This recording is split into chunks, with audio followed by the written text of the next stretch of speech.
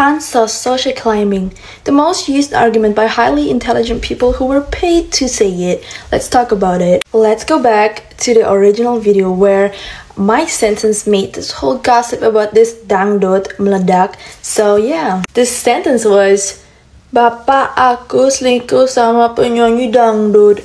So, okay, let's go back to school. What is the subject? What is the object, guys? Obviously, the subject is Bapak aku, right? Objeknya penyanyi dangdut. So, who is it about? It's about my father. But unfortunately, there was someone super GR and narcissistic who thinks the world revolves around her. So she started, like this dangdut girl started to post my face, my mother's face on her IG story and starts talking, yapping about it on lives, on videos.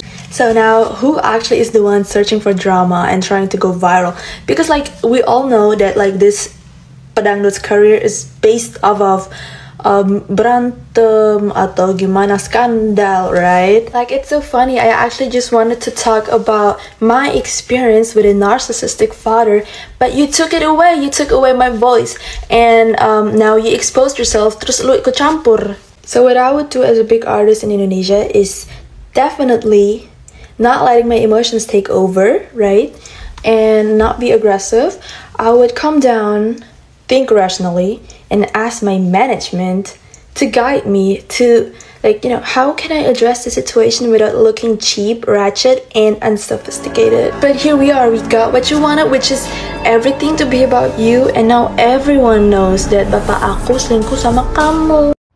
Hey Gundik, hey pelakor, katanya. Bingung dong aku, guys. Kok aku tiba-tiba dikatain kayak gitu hanya gara-gara seorang wanita yang mengontenin yang katanya penyanyi dangdut yang lagi viral, yang katanya dibully seluruh Indonesia, katanya bilang kayak gitu. Tiba-tiba di situ, walaupun dia tidak menyebutkan nama, ada beberapa komentar langsung Dewi Persik ya, dan perempuan itu langsung like gitu. Jadi seolah-olah itu tertuju untuk saya. Itu asumsi akhirnya beredar seperti itu. Tapi perlu digarisbawahi di sini ya, dan perlu diluruskan. Diam itu memang emas, tapi klarifikasi itu penting. Karena saya membangun karir ini 22 tahun, hampir 23, pagi, siang, malam kepala aku jadiin kaki. Ya, kata-kata Gundik, kata-kata pelakor itu kan sangat sensitif sekali ya. Dan satu hal yang perlu pemirsa tahu atau teman-teman tahu, bahwa aku tidak kenal sama perempuan ini. Ya, boro-boro dia mau nelpon saya. Saya kenal sama dia aja enggak gitu loh. Dan saya nggak tahu perempuan ini siapa dan istrinya siapa gitu loh. Nah, kalau misalkan memang katanya Ayang Butet pernah bilang sama aku gini, Ayang Butet itu adalah salah satu orang yang memang memproduksi sebuah film-film saya yang dipercaya oleh Maxima Picture. Aku tanya, Ayang ini apa istrinya? Oh, ini jangan-jangan istrinya si bule ini yang... Jadi waktu itu pernah di lokasi syuting ada seorang istri yang tiba-tiba marah, terus karena dia bermasalah sama istrinya gitu loh. Nah, ketika itu aku sebagai lawan mainnya, di mana dalam main film itu kan ada kissingnya gitu, ada adegan pelukan, ada adegan diranjang gitu loh. Nah, ini kita menceritakan zaman dulu ya, bukan zaman sekarang. Kalau ternyata memang istrinya itu cemburu atau istrinya marah, itu bukan menjadi masalah saya gitu. Tapi kalau saya pribadi, saya tidak pernah merasa pacaran sama suaminya, dan saya tidak pernah merasa mengganggu rumah tangganya orang. Perlu digarisbawahi ya. Dan saya juga tidak pernah merasa menjadi gundik siapa gitu loh. Nah, kalau memang saya pernah menjadi gundik suaminya, katanya misalkan, hey, emang suami kamu sekaya apa sih? Perasaan aku ketika itu tahun 2008 aku udah jadi bintang loh. Dan aku keturunan alhamdulillah dari keluarga cukup.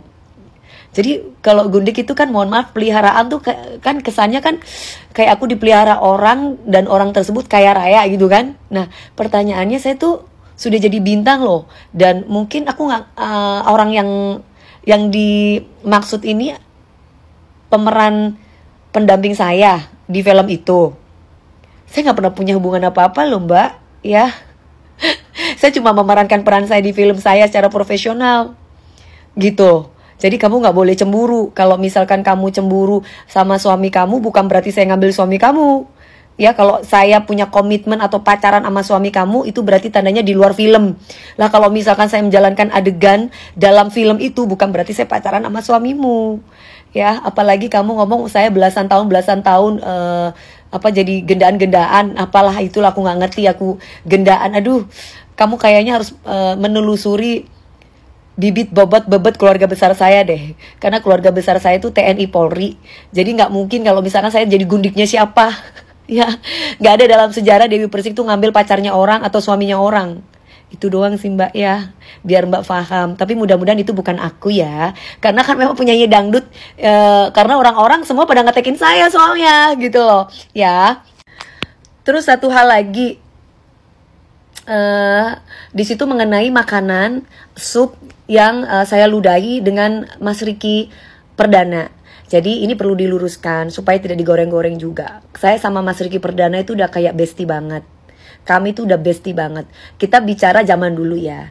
Jadi sebelum adanya sop yang saya ludahin itu, Mas Ricky Perdana itu kalau saya makan coklat atau makan apa, beliaunya itu juga sering ngisengin saya. Jadi sering ngeludahin makanan-makanan saya.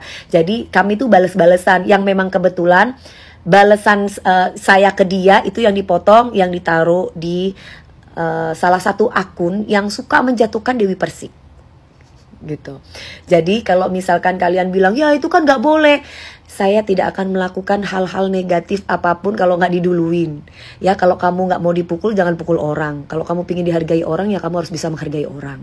Itu aja sih prinsip hidup saya gitu loh. Saya tergantung saya dengan siapa, dan kebetulan sampai saat ini detik ini Ricky Perdana masih tetap jadi sahabat saya, dan pernikahannya dia pun saya datang untuk menghibur acara pernikahannya sahabat aku Ricky Perdana. Jadi kalau misalkan kalian itu bilang bahwa wah lu nggak punya adab, lu nggak punya ini, bukan masalah adab di sini, tapi masalahnya adalah Mas Ricky Perdana itu pertama kali yang suka mengganggu saya dan saya balas dengan cara yang sama. Jadi udah ya, cukup ya itu. Apalagi yang lain-lain nanti ya. Di sini perlu kita luruskan biar nggak digoreng-goreng. Karena jujur ya guys, aku itu kalau sama orang, jangankan orang itu sama aku kenal, nggak kenal aja aku panggil sayang. Orang itu pingin cium pipi saya aja saya kasih pipi saya, peluk saya aja saya kasih, asalkan perempuan ya gitu. Jadi kalau misalkan tiba-tiba saya ada perilaku atau perbuatan saya yang sekiranya tiba-tiba agak kasar, agak keras, ya berarti ada sebab musababnya. Nah kalau kalian menanyakan tentang masalah yang terjadi antara aku dan Mas Ricky Perdana, itu diawali dari Mas Ricky dulu yang pada waktu itu pernah ngeludahi makanan saya, dan akhirnya saya balas-balasan. Tapi ya tidak ada masalah apa-apa, kami berdua, kami baik-baik saja. Oke guys, itu aja ya. Buat kamu para buzzer-buzzer 125.000 buzzer ya, yang lebih daripada itu yang mengarahkan untuk menjatuhkan Dewi Persik ya, kebenaran itu tetap jalan sesuai dengan jalannya gitu ya. Terima kasih loh atas fitnah-fitnahannya. Terima kasih loh udah menjatuhkan Dewi Persik. Terima kasih loh atas semuanya pokoknya ya. Oke, terima kasih sudah diperhatikan. Salam sayang dari aku Dewi Persik.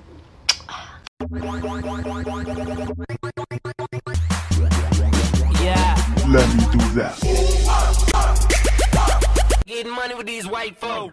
Halo sahabat setia Aisyah Channel. Kembali lagi dengan gosip terhangat yang siap bikin kalian penasaran. Jangan lupa siapkan camilan, karena kita bakal kupas tuntas kabar terbaru hari ini. Stella Peggy atau yang lebih dikenal dengan nama Momsterlik kembali menyentil Dewi Persik. Sebelumnya Momsterlik menyinggung seorang penyanyi dangdut yang berselingkuh dengan sang mantan suami. Dewi Persik lantas menanggapi tudingan bahwa penyanyi dangdut yang dimaksud Momsterlik adalah dirinya. Akibat pernyataannya, Momsterlik jadi dibilang panjat sosial alias pansos. Pada Rabu tanggal 3 April tahun 2025, Momsterlik menanggapi tuduhan pansos melalui video Michelle Kimiko sang putri. Pernyataan awal yang menyinggung penyanyi dangdut jadi perebut laki orang alias pelakor memang muncul dari mulut Kimiko. Oleh sebab itu, Kimiko perlu meluruskan pernyataannya yang bikin geger sampai Dewi Persik merasa dan menanggapi. Jadi kalimatnya adalah, "Bapakku selingkuh sama penyanyi dangdut," ujar Kimiko. Baca juga, pembelaan Dewi Persik usai dinyinyiri gegara kasih beras 5 kg dan uang Rp10.000 ke warga Jember. Menurut Kimiko, subjek dalam kalimatnya adalah sang ayah, sementara penyanyi dangdut hanya objek. Jadi ini tentang siapa? Ini tentang ayahku, ucap Kimiko menegaskan. Melalui videonya tersebut, Kimiko menyindir penyanyi dangdut yang merasa tersindir karena pernyataannya. Ada seseorang yang merasa dirinya penting dan narsis, yang mengira dunia berputar di sekitarnya, sindir Kimiko. Keputusan Dewi Persik yang mengunggah foto Monster League dan Kimiko melalui Instagram Story untuk klarifikasi pun disinggung. Padahal Monster League dan Kimiko tak pernah melakukan hal yang sama, bahkan tidak menyebut nama. Akun gosip dan warganetlah yang menuding Dewi Persik berdasarkan pernyataan mereka. Sekarang, siapa sebenarnya yang cari drama dan pengen viral terus? Sentil Kimiko lagi. Kimiko merasa semua orang tahu betul apabila penyanyi dangdut yang ia maksud membangun karir melalui pertengkaran dan skandal. Pernyataan Kimiko tidak sepenuhnya salah apabila bermaksud menyindir Dewi Persik, sebab pertengkaran dan skandal tak lepas dari kabar yang mengiringi karir Dewi Persik di dunia hiburan tanah air. Sebut saja pernikahan Dewi Persik alias DP yang gagal 3 kali, hingga pertengkarannya dengan Nikita Mirzani maupun mendiang Julia Perez. Lebih lanjut, Michelle Kimiko merasa lucu karena awalnya hanya bermaksud menyindir sang ayah yang narsis atau NPD. Namun permasalahan ini menjadi besar karena Dewi Persik merasa sebagai penyanyi dangdut yang dimaksud. Kamu mengambil suaraku, dan sekarang kamu mengekspos dirimu sendiri, kata Kimiko. Melalui unggahannya, Kimiko tak lupa memberikan nasihat untuk DP sebagai artis besar Indonesia semestinya tidak membiarkan emosi menguasainya dan bertindak agresif. Daripada bertindak sesuka hati, DP disarankan berpikir rasional dan meminta manajemen untuk menyelesaikan permasalahan. Akibat dari tidak bisa mengontrol emosi, Dewi Persik dinilai memperlihatkan dirinya sebagai sosok yang murahan, norak, dan tidak berkelas. Tapi kamu mendapatkan apa yang kamu mau, yaitu semuanya tentang kamu. Dan semua orang jadi tahu bapak aku selingkuh sama kamu, imbu Kimiko. Monster League yang membagikan video Kimiko menuliskan caption yang tak kalah menohok. Moral of the story, jangan GR, buldut sapaan Kimiko, buldut kalau ngomong suka bene at Kimiko. Dia diem kita diem. Dia bacot kita bacot plus bukti tulis Monster League. Tagar VIP, pelakor, EPD, tantrum, dan kampungan pun ditambahkan sebagai caption. Identitas mantan suami Monster League sebenarnya juga belum diketahui pasti. Namun dugaan mengarah kepada aktor Rene Ariseman yang beradu akting dengan Dewi Persik di film Mati kemarin, 2008. Dugaan semakin menguat mengarah kepada Rene Ariseman karena salah satu netizen pernah menuliskan namanya dan ditanggapi Michelle Kimiko. Warganet yang menuliskan nama Rene Ariseman diminta hati-hati oleh Kimiko apabila tidak ingin kena apes.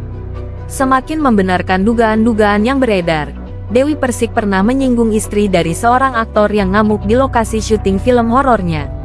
Bagaimana pendapatmu? Nah, sahabat Aisyah Channel, itulah informasi mengenai Monster League dan Dewi Persik. Buat kalian yang baru mampir ke channel ini, jangan lupa tekan tombol subscribe, like, dan tinggalkan komentar positif untuk mendukung perkembangan channel ini. Terima kasih sudah menonton. Sampai jumpa di video selanjutnya.